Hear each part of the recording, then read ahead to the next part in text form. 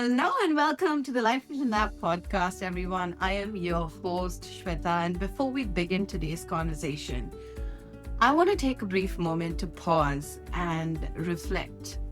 As I record this episode, we are in the beginning of 2026, and I released 12 podcast episodes in 2025.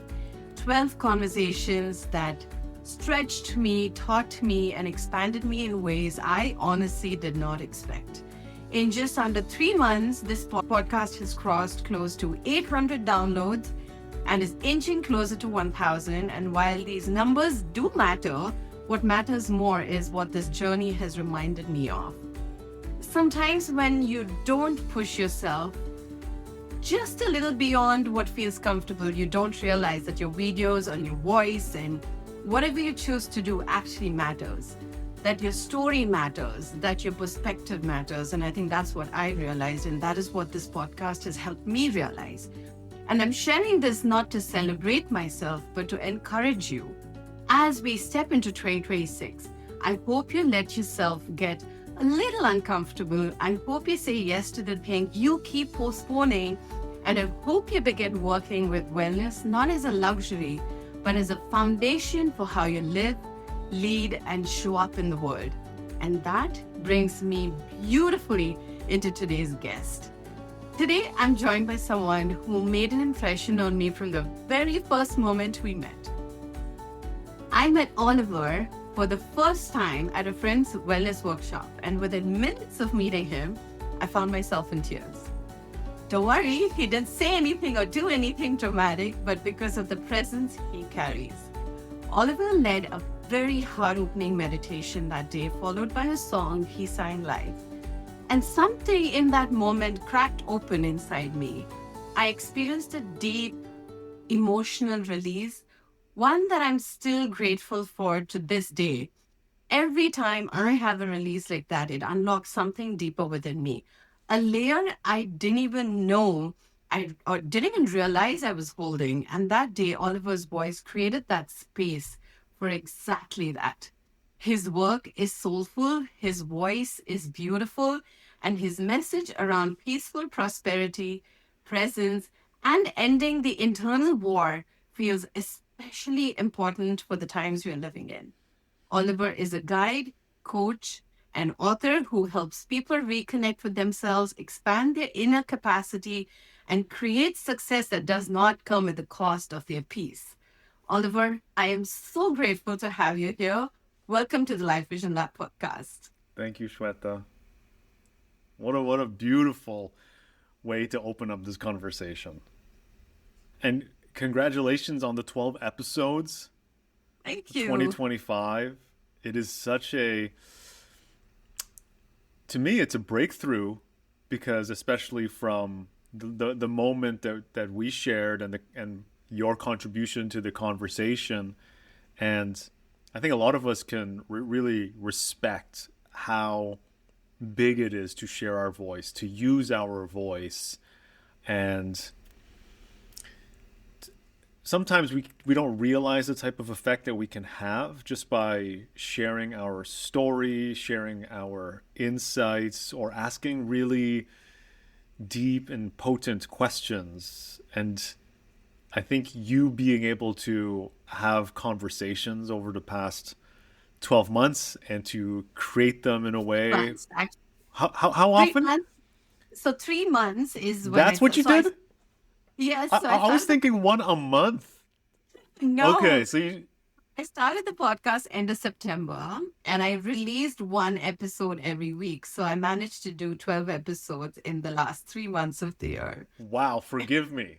Because I'm thinking about how you present your current lifestyle and your schedule, and I don't think I considered or I remember the fact that was within 3 months. Man, that's even more kind of mind blowing.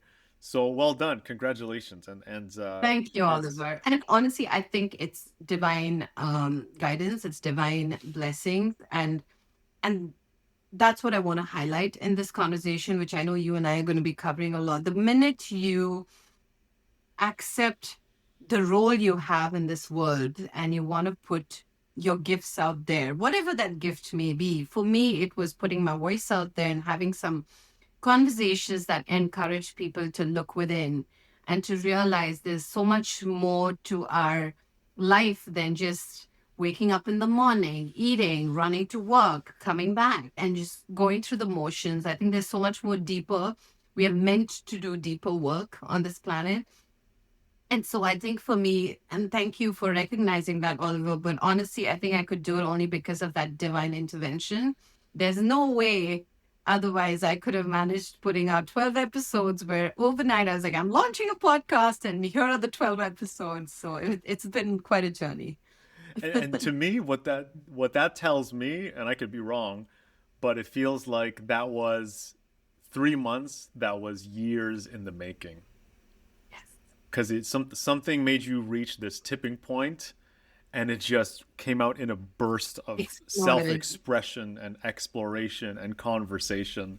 Otherwise, I don't think that level would have shown up in that way. So I feel like there's been preparation, there's been a build up to get to the place, and I'm always a fan of believing that there's decisions that we make, and it takes time sometimes for it to be fully realized or fully executed. But in a lot of ways, we know who we are and what we want, even if it's just a tiny little glimpse, and we don't have the words, or we're maybe afraid or intimidated of bringing it to life with real words, whether out loud or in writing. But the piece of it is there, and it's waiting for that breath. It's waiting for that awakening, and it just takes time for it to develop, to formulate, to grow, and then finally be undeniable. And I think that's maybe what happened. Maybe it was like Oh, undeniable for you, and it's like, okay, we're going at this. and I remember having this pressure cooker moment when you're like, I'm done with this life. I want to walk out of it. And on the other side, you have, I'm done with staying quiet and I want my voice out there.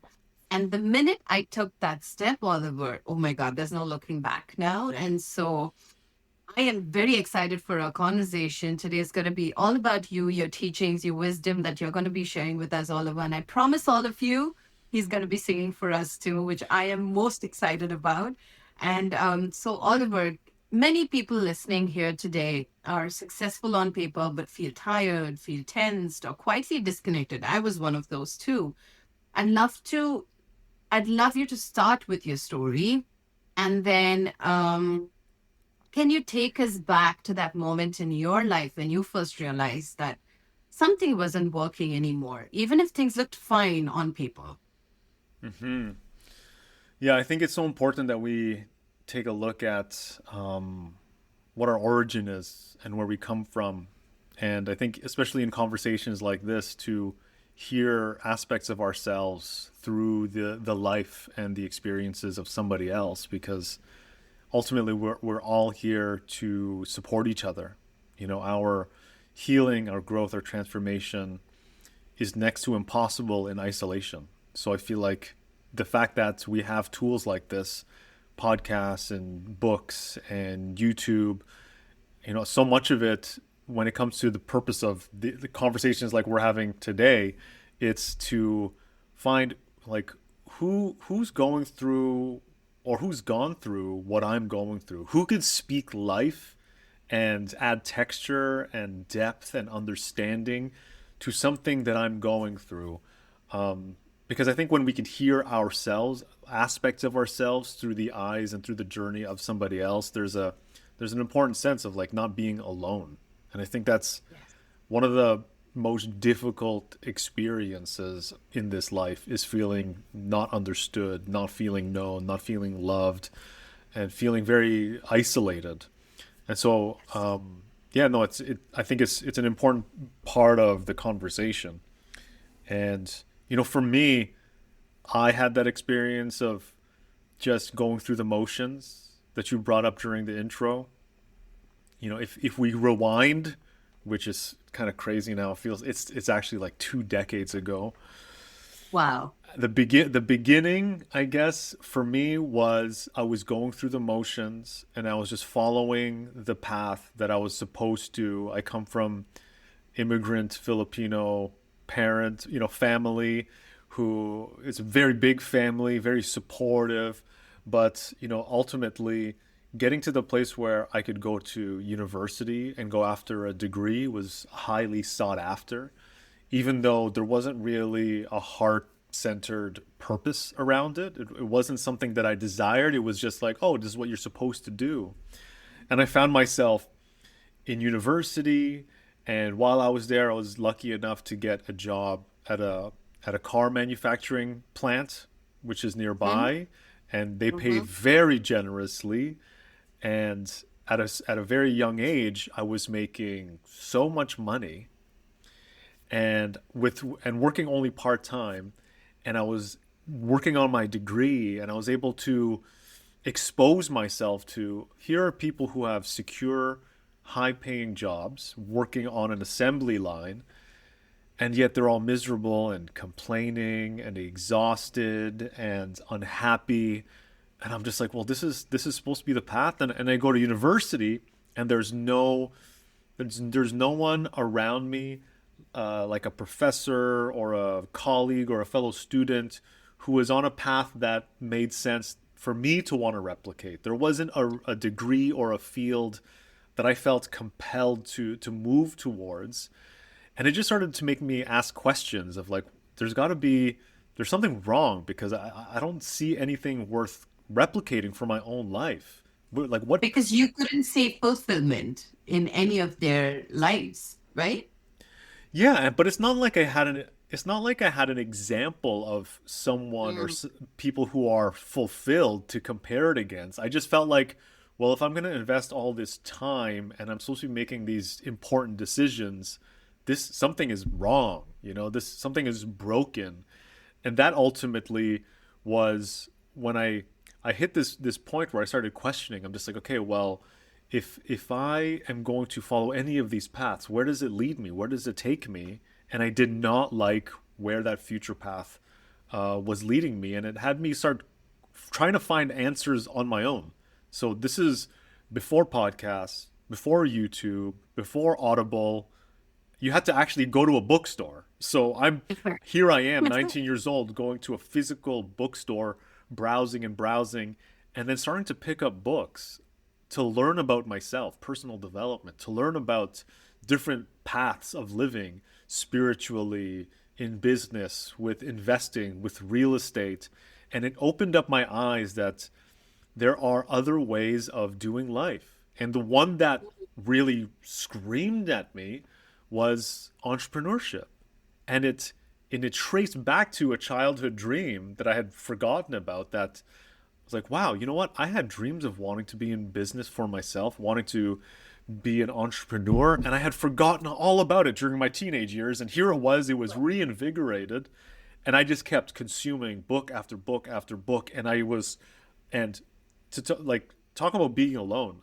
I didn't know anybody who was thinking the way that I was starting to think, and I sounded like a madman because talking about I'm going to start my own business, I'm going to get into real estate, I'm going to invest in real estate, I'm going to work for myself, and but I'm in an assembly line environment, I'm in a university environment. It was like I was speaking a completely different language to people, so it very much had me feel like I'm crazy, like I'm the only one thinking like this.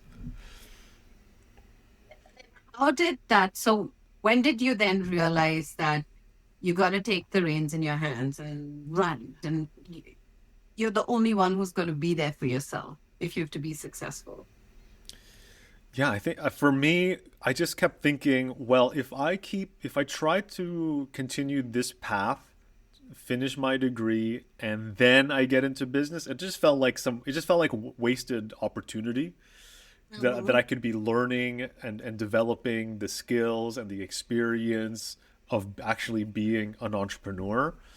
And so, unfortunately for my parents, I was the first one in university, and I was the first one to drop out of So, university, and I went how straight did into that go? uh, not well. Yeah. It I was can like imagine.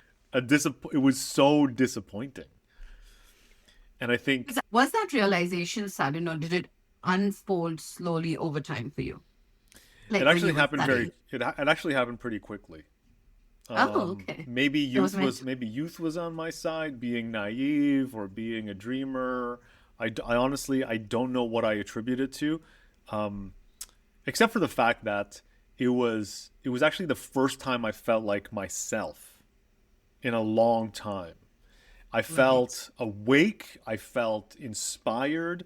I realized how much I love learning, and Mhm. how much I wanted to teach myself through these books, through these, virtual mentors who've written, their wisdom through the ages, essentially. But when it came to the books and the classes at school, zero interest, zero passion.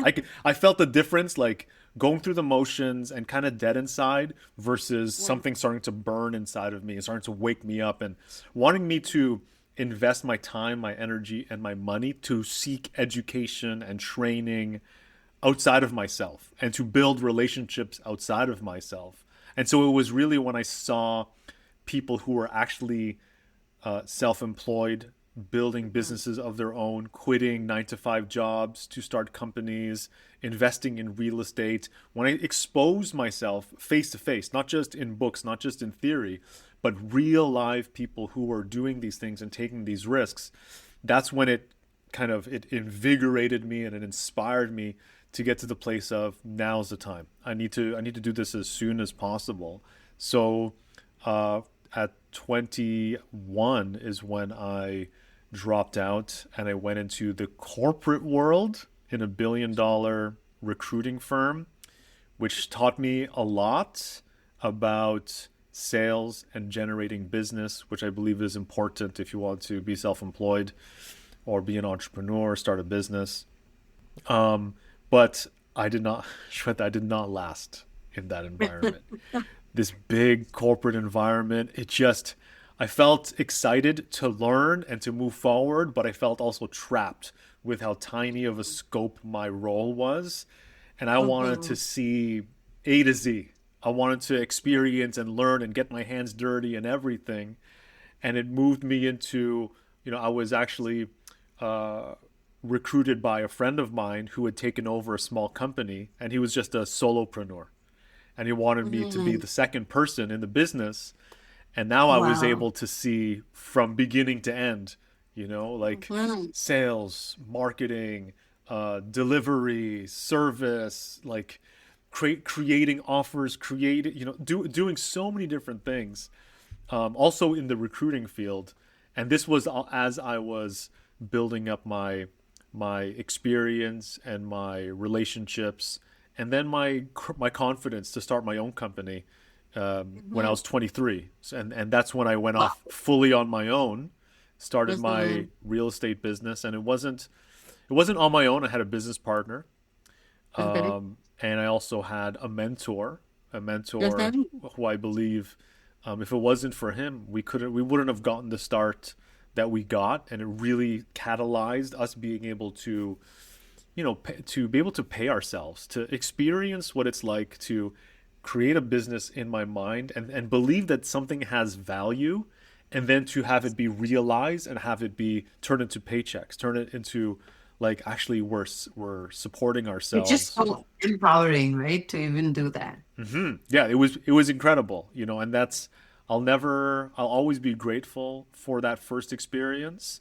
And that was ultimately like the beginning of starting to realize what I had been dreaming of, when I was 19 years old. But then Amazing. that went sideways, Shweta. So it's not all That rainbows and listen, right? It butterflies. doesn't work. Sideways is a learning, though. I'm sure it's a lot more when you're an entrepreneur because everything's on you. You got to manage a lot of things by yourself. At least in the corporate world, there is this paycheck to paycheck that you can work towards and have that stability. So I can imagine a lot of things. And that leads me to my next question. So when you said that things went sideways, what did you have to let go of internally, one by one, in order to begin living and working the way you do now? What did I have to let go of? Yeah. Oh yeah. What did I have to let go of? Well, you know, Sure. you're asking hard questions.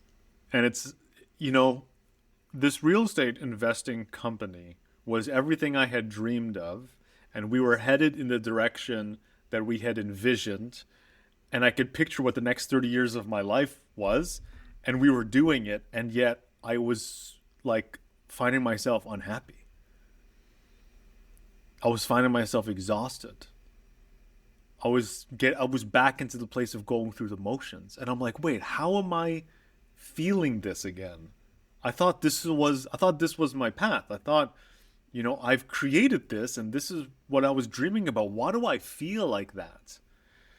And there was a series of events that had me finally confront and face some really deep questions. But it wasn't me. It was an image that I thought I was supposed to be.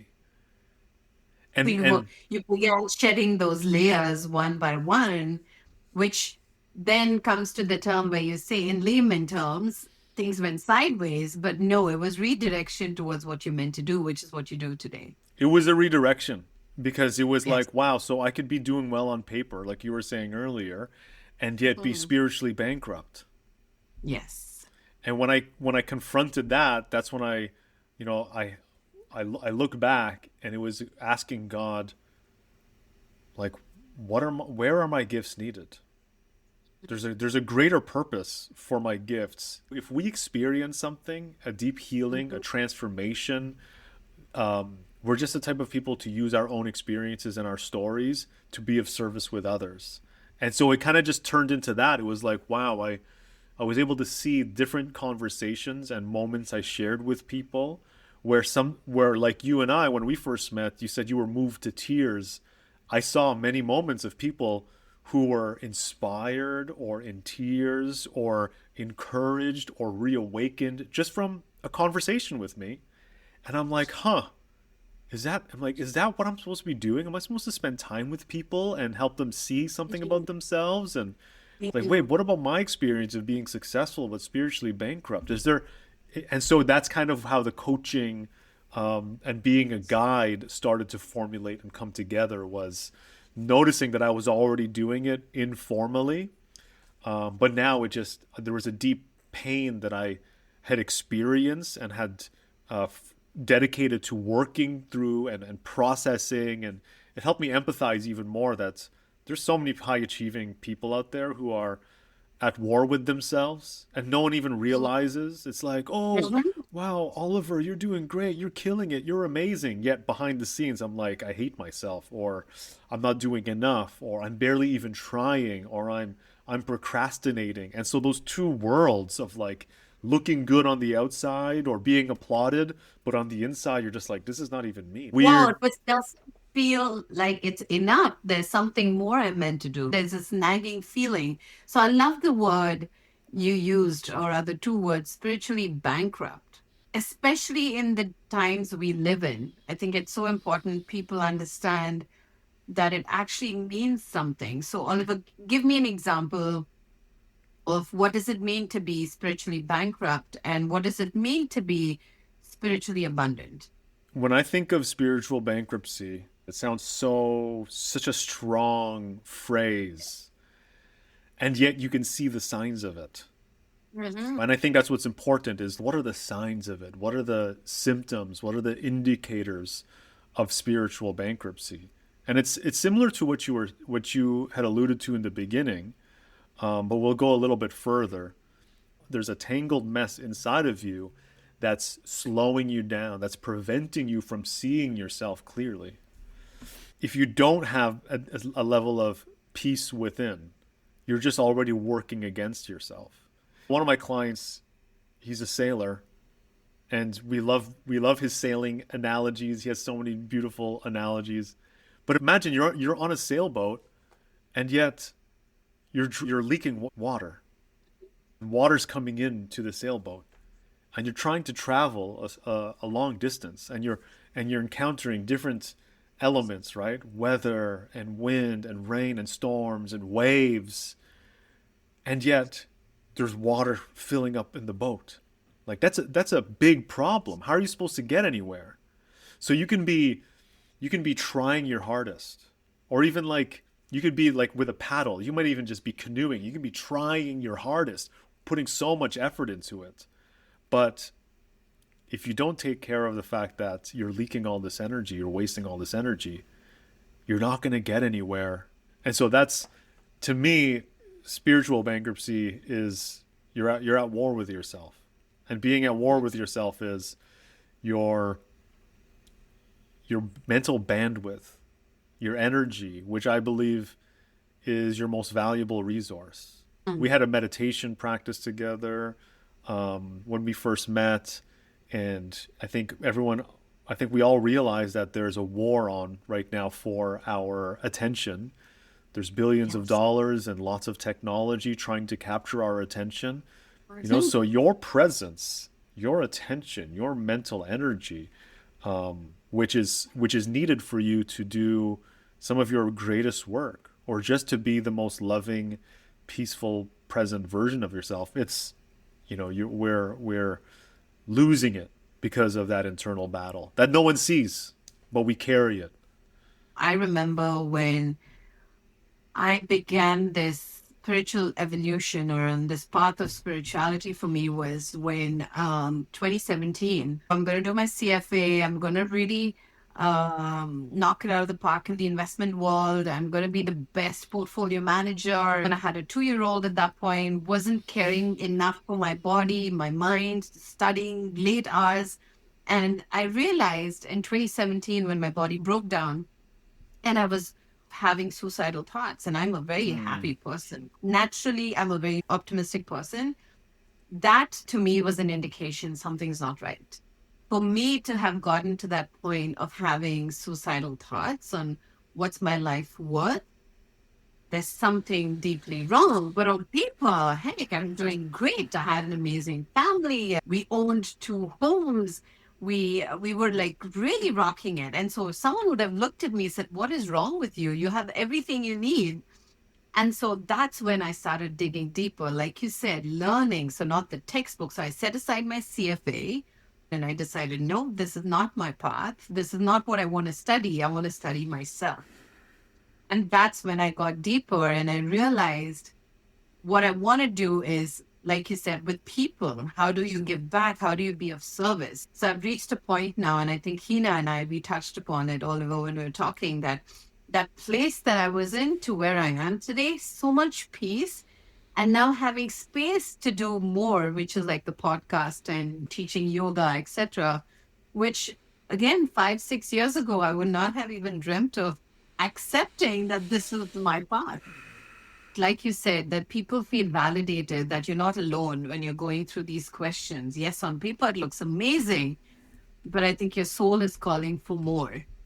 And so that's a good segue then, Oliver, into you use the phrase peaceful prosperity, which I love because it feels both grounded and expansive. So, how do you define peaceful prosperity in your own words? I think it's there's two words that some people won't put together.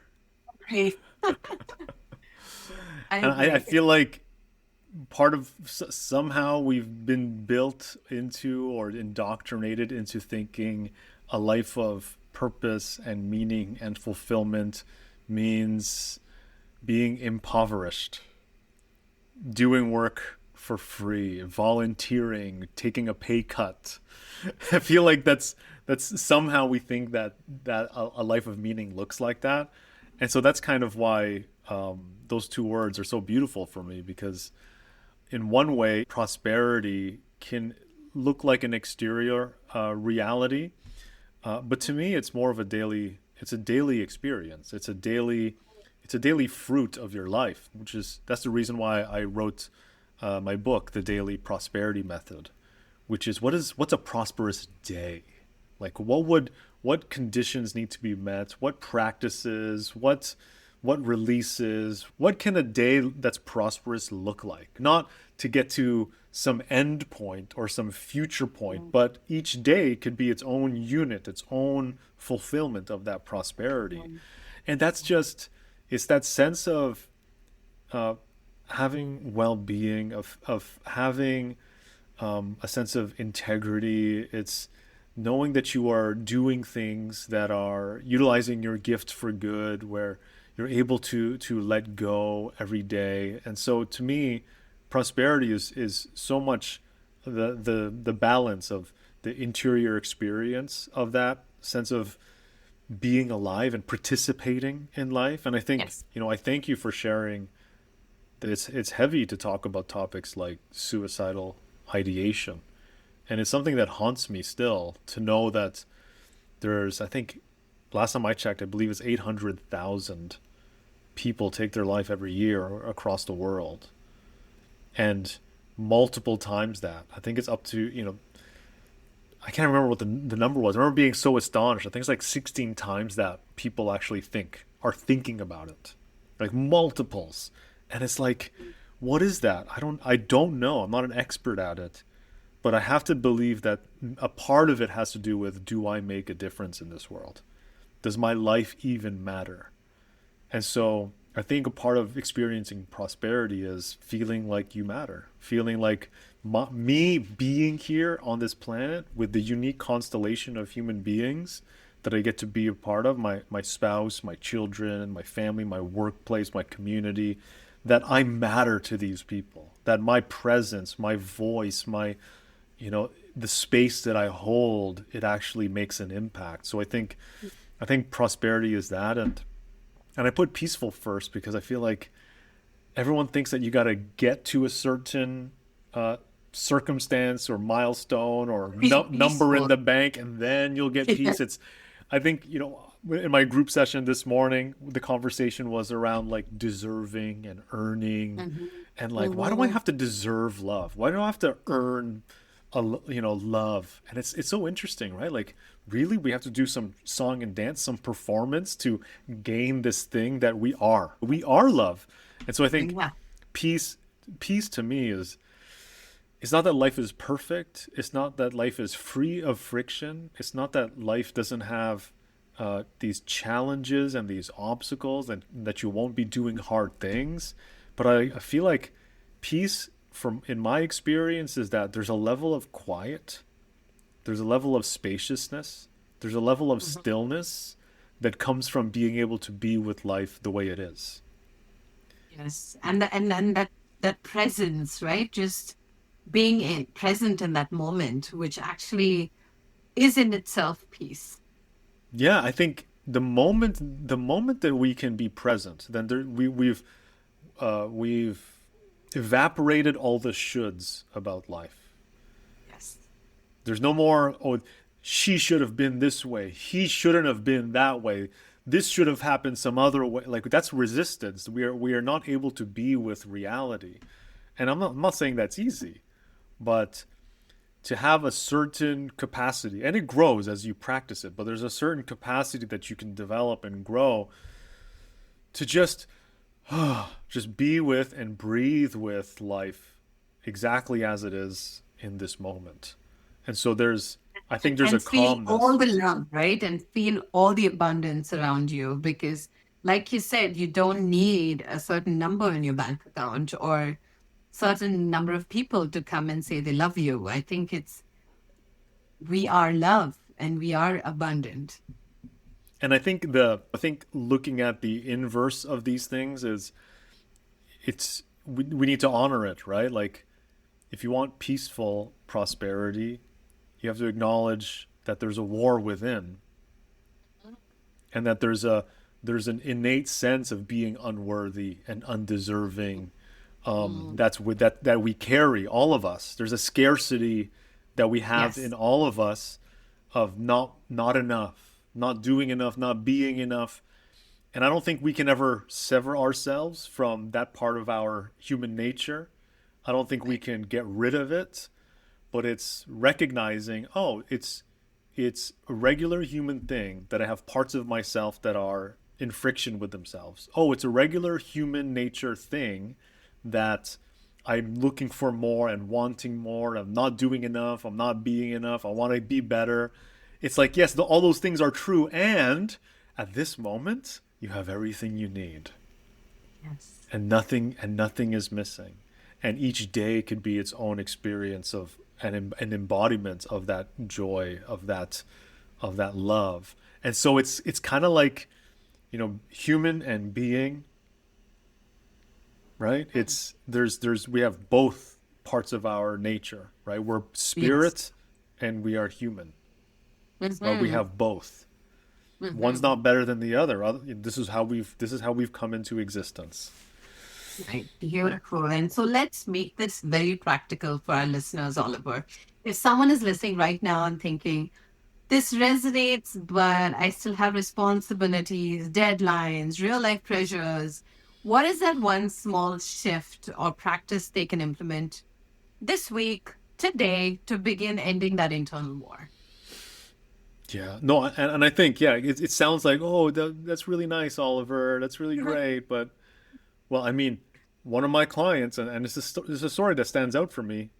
He's doing well, got a great job, taking care of his family, wife, 3 kids, looks very blessed, and he recognizes how blessed he is. And yet, before we started working together, he'd be in his car driving home in tears, gripping the steering wheel in such misery and despair.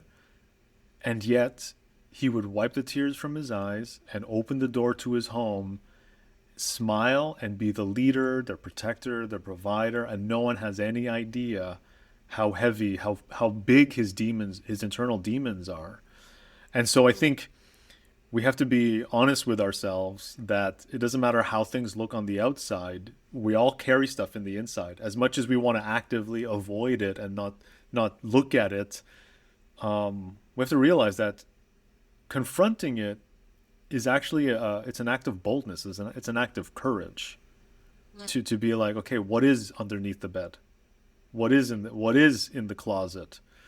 So I think if you want to be very, very practical, one of the simplest things that you can do is you write down every single mess that's in your life right now. Where are the messes in my life? And that could be physical messes. Oh, maybe it's literally your closet, maybe it's literally under your bed. It could be relational.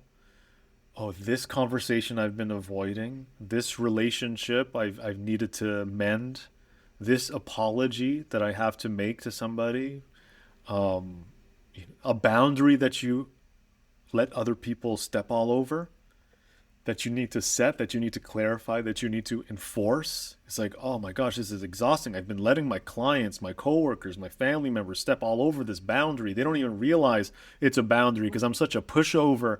So that's a Right. mess. All these things that you feel guilty about, shameful about, regretful about, things that you've been putting off, things that stories and conversations that haven't been had with yourself. I would write all of these things down. And to me, you get to imprison these thoughts and emotions onto paper. And when they're staring back at you with ink and paper, it has a very different effect. Because we carry this on our hearts, on our neck, on our shoulders. We carry it as extra weight. We carry it in so many different ways and not being able to sleep. We carry it in having a few too many drinks or having too much sugar so that we don't have to feel it or look at it. Or we just scroll and scroll and scroll and numb ourselves and distract ourselves so we don't have to consider, maybe I'm not happy. Maybe I'm not satisfied. Maybe I'm meant for more. Rather than confront some of these real questions, Right. we do all these different things. So I think if we can do that's really what it is. It's kind of like an inventory of what the internal mess is. And Right. that's a good start because all it is, it's like you don't need to listen to what I have to say. Listen to what's happening inside of you. And when you look at Mm. it, you will know what you need to do next. And if it's not Mhm. right away, eventually your subconscious will start processing and digesting what you just unpacked and admitted to yourself. And you'll start seeing little actions, little choices, little lifestyle choices and habits that'll help you Mhm. shift some of these things and move them forward and start to leave them behind you. And you'll notice you'll be able to breathe. There's more space. There's more clarity. So I think that's probably the first place that I would start. And so easy to do as well. I mean, easy as in it's an easy step, but definitely writing down your messes is not easy because that's something I've done, and it's so hard to confront it and face it. And then once you do it, then like you said, it's such a subconscious process of unraveling and piecing things together. It's so beautiful when you look at it on the other side. Then. Yes, and and it takes going through that to realize, oh, it's actually this is actually a really beautiful I feel so much better. Wow. Right? Amazing. Thank you, Oliver. And so, without sharing anything confidential, can you tell us about one client or a moment where you witnessed a deep transformation, not just externally, but in how someone related to themselves? How somebody related to themselves. Like what changed first for them, their circumstances or their inner relationship? Any example you can share? Hmm. Yeah, well, I actually the first person that comes to mind is this one gentleman that I had the opportunity to work with, and when we had our first conversation, it felt like he was talking while someone was strangling him. Like his voice sounds so constrained and so tight, and it was such an emotional and raw conversation.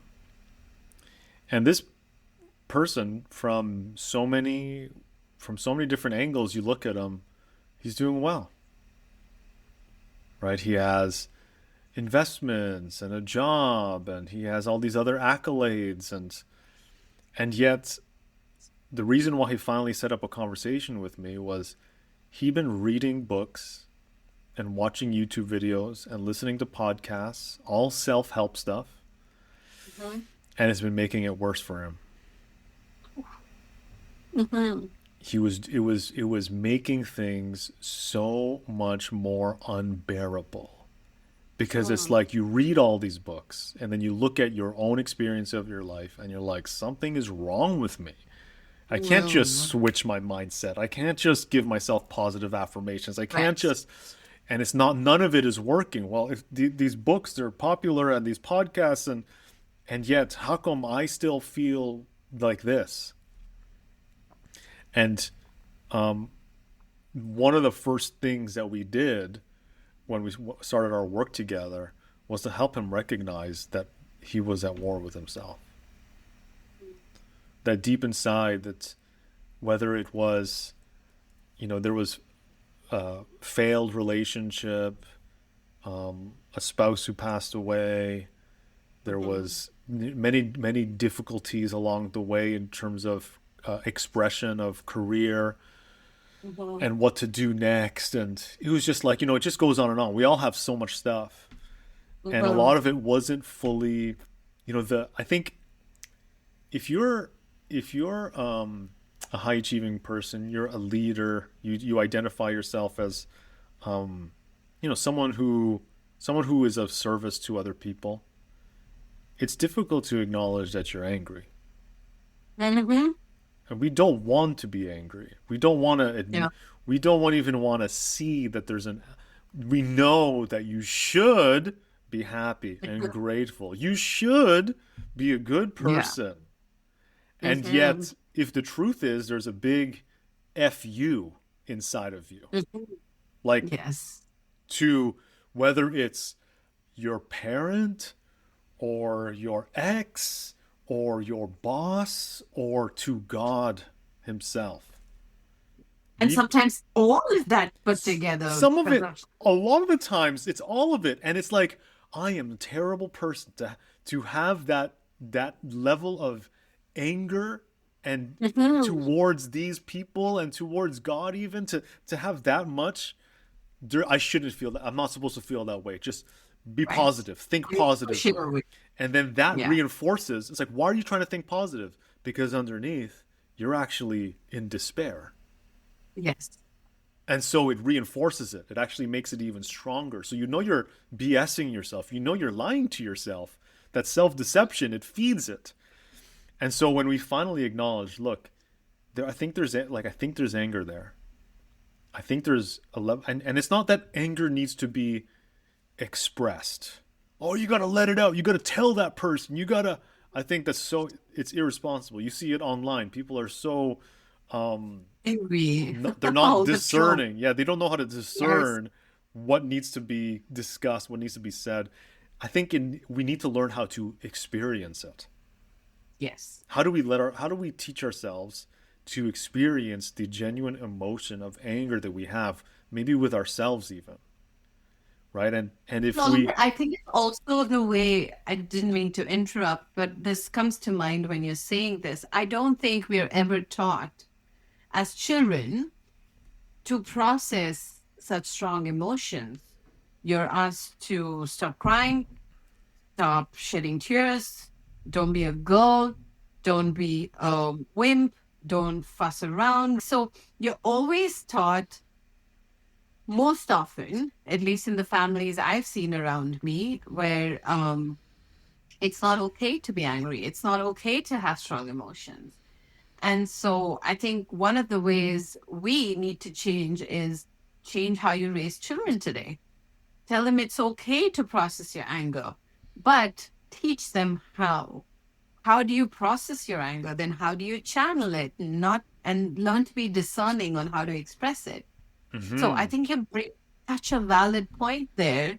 And so go on. So this individual had all of this going on. he definitely had a lot. And we did this exercise. It was called the FU letter. And so you Love- write the FU to every single person, place, and thing that you have resentments towards, that you have anger towards, bitterness towards. That's created hardness in your heart. And he came, he came to the next session with, like he said, a quarter of his journal was that Mhm. FU letter. I've never Wow. seen anything like that. A Wow. quarter of his journal, and you could visibly see like he was so softened.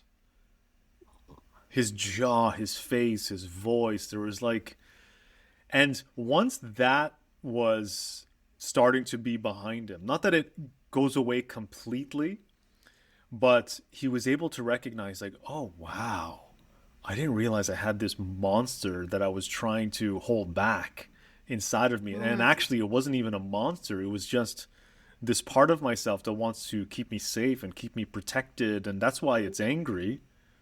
It was so justified. And I didn't want to look at it. Now that I've let it be seen, there's parts of ourselves that need to be seen and heard and acknowledged. And once I let it be seen, then there was a release. The tension that he was carrying got more. He was more able to carry it as opposed to be crushed by the weight of it. And all the decisions that he knew he needed to make, he started to make them. Ultimately, I had lunch with him just last week, and Mm. this is like maybe a year after he declared and took his freedom. He literally just took his freedom. He simplified his entire life. He I love realized that the freedom he was after was already available, already in front of him, and he's living his best life right now. amazing. And that's so He's far surpassed where I think he ever thought he could be. And to me, like the one thing that he keeps reiterating, he's like, I needed someone outside of myself to see what I couldn't see. Mhm. All the DIY self help stuff was making it worse, and I could not help myself anymore. I needed someone to see what I couldn't see. And so that was it was really powerful. He's in a loving and committed relationship, and his incredible intense hobbies, like extreme hobbies for someone Yeah, to someone to have these types of interests, it's like, wow, you're living it. You're alive, man. He stands out. I'm very proud of him, and I'm grateful that I got to be a part of his journey.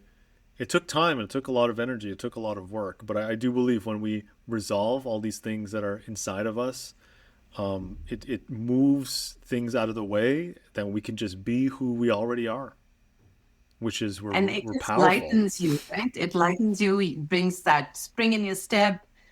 And that's beautiful. Thank you for sharing, Oliver. And I think for listeners now listening, you got a second very practical tool, an FU letter, right? So if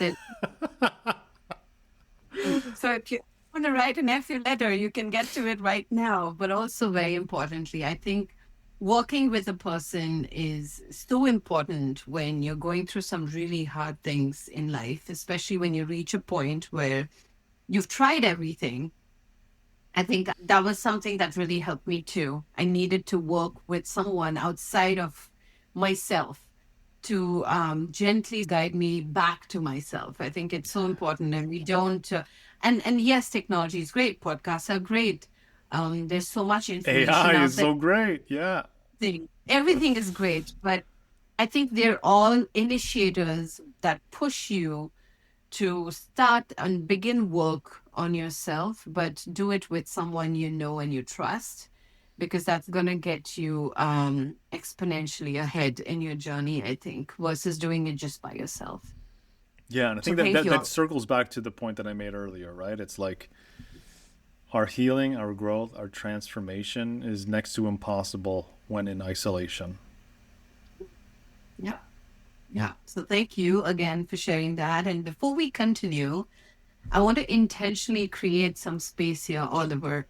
One of the things I deeply appreciate about your work is that you don't just talk about peace, you transmit it. And I have experienced it being in your presence. You use music as a way to bring people back into presence, into the heart, into the body. So I'd love to invite you now to share a short song, chant, or melody that represents peaceful prosperity, or simply the state of being you're pointing people towards. For Hmm. everyone listening, I invite you to soften your body, unclench your jaw, relax your shoulder, and simply receive. Oliver, take it away.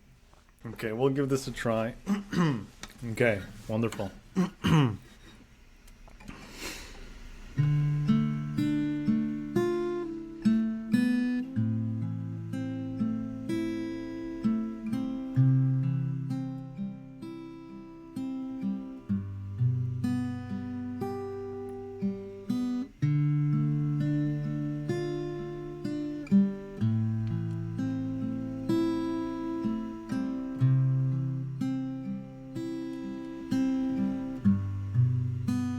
Blessed we are to dance on this ground with the rhythm of saints to carry the sound. We hold a prayer for the earth and the ones yet to come. May you walk in beauty and remember your song. Blessed we are to dance on this ground with the rhythm of saints to carry the sound. We hold a prayer for all life, for the days yet to come. May you walk in beauty and remember your song. Remember why you came here. Remember this life is sacred.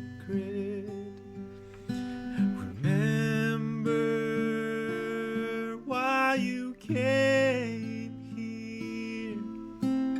Remember this life is sacred. Ha ya ya ya ya ya ya ya. Ah, yeah, yeah, yeah, yeah, yeah, yeah, yeah. Ah, yeah, yeah, yeah, yeah, yeah, yeah, yeah. Ah, yeah, yeah, yeah, yeah, yeah, yeah, yeah. Ah, yeah, yeah, yeah, yeah, yeah, yeah, yeah. Ah, yeah, yeah, yeah, yeah, yeah, yeah, yeah. Blessed we are to dance on this ground with the rhythm of saints to carry the sound.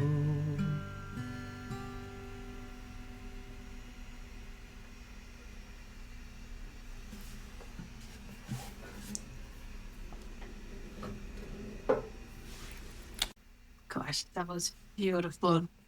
I have goosebumps all over. Thank you. My pleasure. You should sing more often. You got to put covers out there. Oh, yeah, that's definitely where my mind keeps gravitating towards that part of my gifts, my expression that needs to be Yes, shared more. Definitely. yes. It was beautiful. Thank you for sharing with me Thanks, and Shweta. Dance. How can people, so for anyone listening who might be feeling emotional like me, I did, but I don't fear the emotions that rise. But for someone who's listening who felt emotional, calm, or maybe even resistant after hearing that, what would you say to them? I think if something moved in you, then you're moved.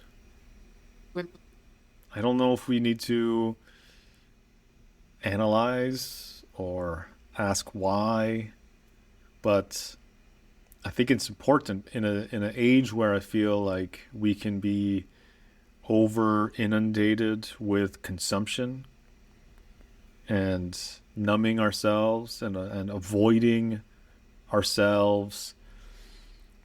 Feeling moved is a beautiful thing. Whatever tugged at you, I think it's trying to awaken, it's trying to stir something inside of you. And it's up to us to ask, like, what's it trying to communicate? And then just wait. We don't need to everything it's like, oh, we'll Google it, we'll chat GPT it and just get the answer right away. Well, matters of the heart don't happen that way. When you're asking Ex- God to communicate with you, it doesn't happen as words on the screen necessarily. It's a tugging, it's a pulling, it's a movement that happens in your heart. And that is there's messages, there's communication, there's information that's happening inside of there. And it's only when we are quiet and when we are still and we have some space in our life, like you were sharing, once you had space in your life, then you're actually able to hear what's trying to be, you know, communicated. Well said. And now I'm going to ask you like a few short questions. You have to be very quick. Don't take time thinking through it. Oh, Just okay. whatever comes intuitively. What is something people think they need, but they actually don't? Alcohol. Good one. What is something people are afraid to slow down enough to feel? Joy. Yeah, I thought you were going to say pain. I think, man, we were talking about that in my group session this morning of just like, why is letting myself enjoy my life and feel joy, why is that so foreign? To just because it's like I'm grateful and I'm blessed and I'm joyful, but it's going to be over soon. Something bad Yes. is going to happen. I should be doing more, right? So it's never enough to just be like things are working right now. It's never enough to just Right. be like, "Oh, things are working." It's always, "Oh, well, I should strike while the iron's hot. I should be doing way more. I should be stepping it up. I'm not doing enough." Or it's about to fall apart and like I this is just luck. This is none of my doing. It's all going to it's just interesting how Love sometimes that. yeah. Actually, it was so anticlimactic, your answer, but a good one. Okay. What is one truth about peace that changed your life? It's not something you acquire, it's something that you become. And that, Oliver, thank you so much for your presence, your work, and this conversation. Before we close, can you let everyone know where they can find you and where they can connect with your work? Thank you so much, Shweta, by the way. I love this conversation. I appreciate the thought that you put into these interviews and these conversations, and to know that this started with like me with the guitar and you opening because of the music and just tears starting to flow, and for Yeah, that to continue a momentum and for us to share some time together. I'm grateful for that. So thank you. really my pleasure. Yeah, the best way to find me is my website, olivermanalese.com. And I highly recommend the first step to check out is my book, The Daily Prosperity Method. Mhm. It's one of the most important pieces of work that I've ever created, and it was 100% authentically human created and edited. In the world of AI, that's extremely important. I Yeah, agree. and it's ultimately about how to expand your capacity, your bandwidth by owning the day. So it's a framework. It's a sacred rhythm of how to live through the day, so that you could unlock that sense of daily prosperity. Not just waiting for the future to finally enjoy your life, but actually having that sense of it right now. Yeah. So I think that's a great first step. But also on the website, if you want to connect and you like further help, you want to hop on a call with me, that's available too. Amazing. And I'm going to put everything down in the description box below. Thank you, Oliver.